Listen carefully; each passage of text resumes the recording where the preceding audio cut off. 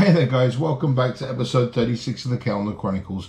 Yes, I've been gone for a while. Normally I release a video within 10 days of the last. I'm truly sorry, but I've been pretty down and out of it because of multiple sclerosis. Those who attended my last live stream will understand why. Unfortunately, it's something I can't get over. It's just one of those things. Good days and bad days, but enough of that because I'm now fighting fit. Today's video.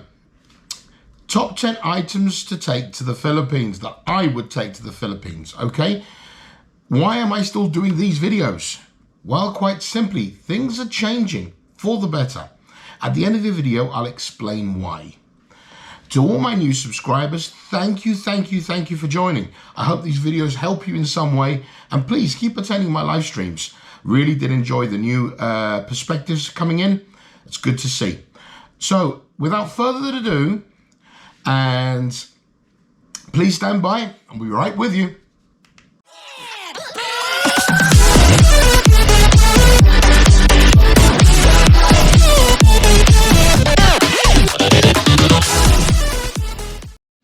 Welcome back, glad you stayed. Remember, I've got some top news coming for you at the end of the video, so please stay tuned for that. Okay, we're going to start today's video straight off the bat at number 10. Shower gel or soap bars. Now, a lot of people are saying, why? I'm sure they sell them there. Yes, they do, but the quality isn't exactly what you think it is. They'll do the job, but they wear away very quickly and they're not very good. If you're a shower gel guy like me, I have a specific brand, a specific types that I like, which are very difficult to come by in the Philippines. You might be able to get them in the big cities such as Manila or Cebu, but it's very difficult, especially in the provinces. So, if you like a specific brand or a specific type, or even if you use soap bars, old school, I would suggest bring your own, because the soap bars in the Philippines, though they're good, they wear down very quickly and you'll end up spending a good amount of money on stuff that you could probably take with you. So if you're going for like a month, take a couple of bottles of shower gel or a few bars of soap, whatever. So yeah, that's definitely a big one. At number 9, Deo sticks. Now, deodorant sticks or antiperspirant sticks, you know, the old roll-ons. I use a specific branded type, you know, one of the higher end ones. You know, the big name brands that you buy in the, should we say, specialist perfumeries. Yeah, so if you want something good, though you can get deodorants there, I would suggest take one or two of your own specifically, because if you try to buy them at the high-end stores there in the Philippines, it may be a quarter to half more of what you would pay in your own home country. Something to be thought about. Okay. At number 8, medicines. Things like ibuprofen, antibiotics, aspirins, paracetamols, nasal sprays, Imodiums, very big one, Imodiums, antacids, especially antibiotics. If you can take your own with you and you can get them at a good value like I can in my country, these are things, remember, these are things that I take. It's going to benefit you in a great way because the prices of medicines in the Philippines can be quite high. To the UK and to Europe, they will be much more higher. Maybe not so much to the US, but definitely to the UK and the European Union. It's something to be thought about because I like my own specific stuff. They may be generic, but I know where they're coming from and I know how good they are. Especially things like Imodium. You need them there because you get the old deli belly. It's important. Okay. Nasal sprays, sorry, one more thing. Nasal sprays can be very difficult to get there, or eye drops. So if you have a prescription for them, whatever, get some. Take them with you. It's always beneficial. Okay, moving on to number 8. Sorry, number 7, I apologize. Okay, this is a difficult one because it comes in 2 parts. You can either choose a decent antiseptic cream, lotion, powder, or gel, or even spray, or a multi-tool like a Leatherman or a Swiss Army knife. Why 2 parts? Because it's up to you what you take. Remember, these are what I take. I would take both. It's not that I don't trust the stuff there, but the closest things they've got to antiseptics are things like alcohol. You know, the surgical alcohol. That's okay, but it's not going to do all the job. I want something that's going to provide extra antibacterial protection. So I take like gels and certain powders and creams, and we've got a stuff here, which I'm going to give the name out. I shouldn't really, but it's called TCP. It stinks to high heaven, but it's one of the best liquids I could use that will stop an infection before it starts. But there are other things that are even better than that. So it's something to be taken into consideration. But why a multi-tool? Well, very simply, multi-tool, you never know when you're going to need it.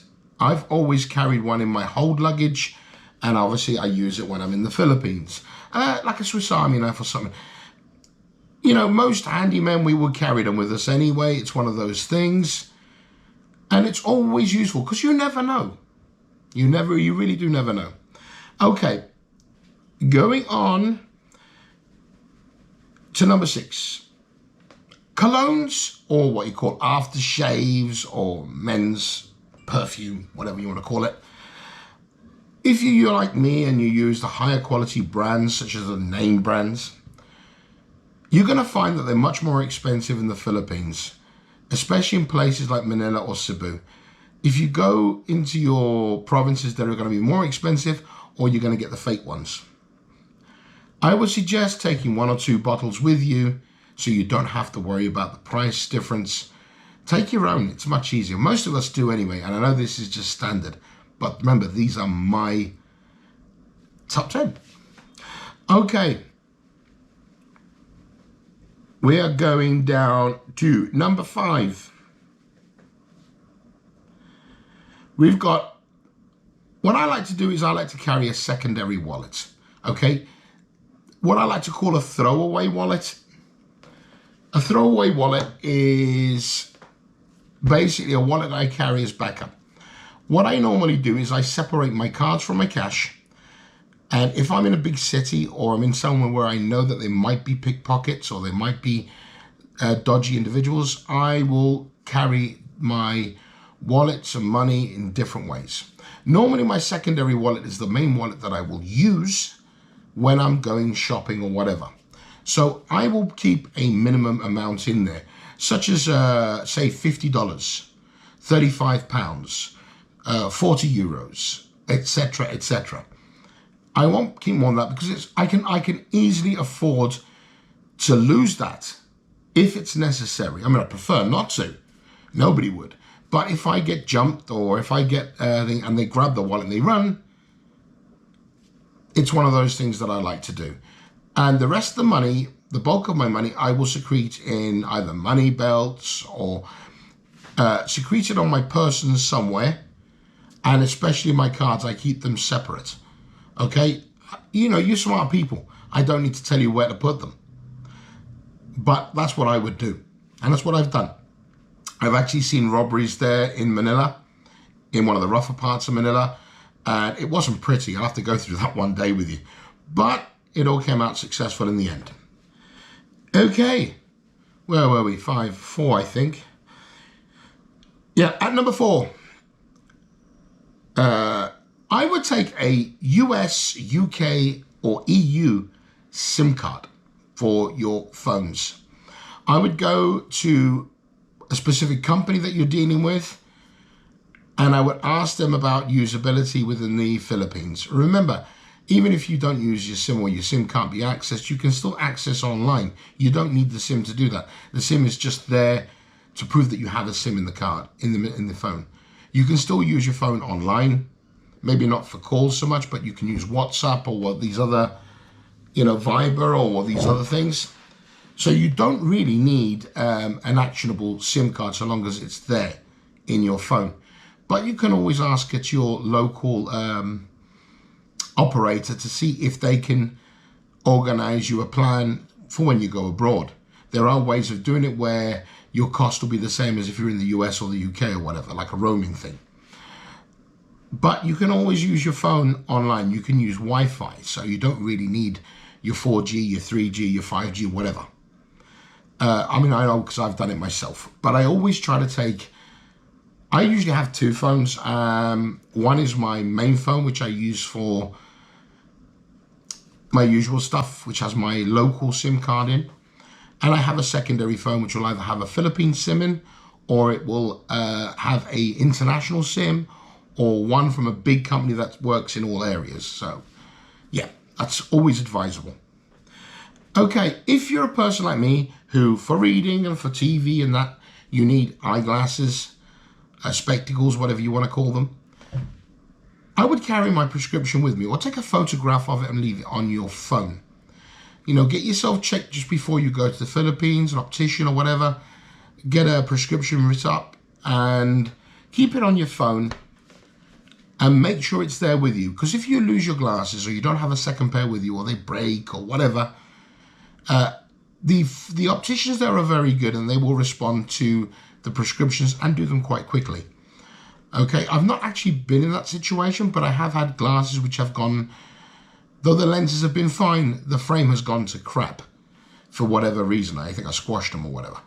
And I got a new frame put on them very, very quickly. Okay, it took a while to find the frame, but we found one that fit the lenses. And it cost me, I think it was something stupid like $30 or $20 or something like that. Really, really cheap, and saved me a lot of hassle. But if my lenses had broken, I could have got them done then as well. Okay. Moving on to number 2. I would always suggest, and I always take with me, a decent quality branded pair of sunglasses. You know, for polarizing, etc., etc. Why?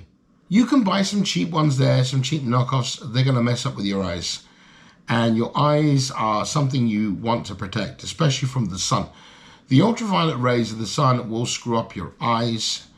You know, can help with cataracts or whatever. Not good. So investing a little bit of extra money into a decent pair or 2 pairs of sunglasses is invaluable to you there. Remember, the Philippine sun is extremely strong, and you are going to feel the pinch. So always, always, always try to wear sunglasses when you're there. Okay, moving on to number 1, clothing. Now, shorts, t-shirts, jeans, etc. Take your own with you, get some new ones, whatever, your own sizes. In the provinces, sizes can be difficult to obtain. However, in the main city, the big cities, there are bigger shops, branded shops, US, British, and other nationals. They have the shops there with the sizes we need. But if you're in the provinces and your trousers go, or your shorts go, or whatever, your baggage gets stolen, you lose your stuff, it's going to be difficult to find replacements. You will need to go to one of the bigger cities to do that. So always try to take enough. Don't overdo it, but take enough for what you need. Okay, we're going to go in. Oh, sorry, one other thing about shorts. If you're wearing cargo shorts, just do yourself a favor like I would. I always try to wear decent cargo shorts, decent quality ones. And if you can get the ones with zip pockets, there's one you can buy it just makes protection of your valuables a bit more protected. You know, it takes people longer to get your zip open, and to get it, you stand a better chance of protecting your stuff. Simple as that, really. Okay, we've got one more. It's should we say 1.1 or 1.2. One big thing that I advise everybody to take, no matter what, under any circumstances, even if you forget my other parts of the top 10, medical travel insurance. Don't leave home without it. You've got to. Seriously, medical bills in the Philippines can be astronomical. Okay? There have been cases of foreign nationals dying in the Philippines because they didn't have enough money to pay the bill. They weren't being treated. It doesn't happen all the time, but it can happen. So either have a good budget in your bank balance, have a good bunch of cash on you, or get yourself serious medical insurance. You will get your money back if you have to pay cash up front. The most decent travel insurance or insurers will pay you that money back. Please do yourself a favor. Don't be a jackass and go there willy-nilly thinking you're going to be safe. You get hit by a rogue bike, car, tricycle, whatever, you're going to end up paying the price, and it could be nasty. Okay? Right. That's enough of my top 10 for today. I know it's been a bit long, just trying to get the points across. But now we're going to move on to travel information. As I said at the start of the video, the intro, there is some good news. As of May the 1st, they have restarted the bilik bayan process. The bilik bayan are people who are ex or former Filipinos, spouses of Filipinos or Filipinas, family members of Filipinos, etc., can now enter the country, and those with existing visas can now enter the country. They are changing the rules as we speak. They stopped it for a while, now it's been re-implemented. So if you have a visa and you want to go, now's the time. But you've got to make sure that you can get a flight, etc., etc. But make sure you have a visa. At this moment in time, tourism is still partially on hold unless you have a visa. So be wary of that. But it's good news because things are moving. This is why these videos, I think, are important. To try to help those who's their first time going to the Philippines, or maybe they're not as clued up as others. Okay? We are now starting to move in the right direction. Let us see if in the next month or two, things improve. The IATF in the Philippines, the Interagency Task Force, with the, agreement with the government, are now allowing bilik bayans in and other nationals with visas. So, step in the right direction. Let's hope we can keep moving forward, and very soon, hopefully we'll have freedom of movement again. Anyway, that's all from me for this video. Please stay tuned for episode 37, which will be up soon. That'll be related to this video, but on the other side of things, it's, relatively important in my opinion, but not everybody will agree with me. Hey, if you've watched till the end, thank you. If you haven't already, please click the like button. It helps the algorithm and helps me and helps the channel. If you haven't already, please subscribe. You know you want to. And please do attend my live streams. Have your say. We talk about everything, the bad things in the Philippines and invariably the good things. We talk about travel. We talk about these expats who are e-begging. We discussed a lot. So please, come in. Join us. You're always welcome. That's from me, Perry, at the Colognes Chronicles for this episode, and I'm out of here.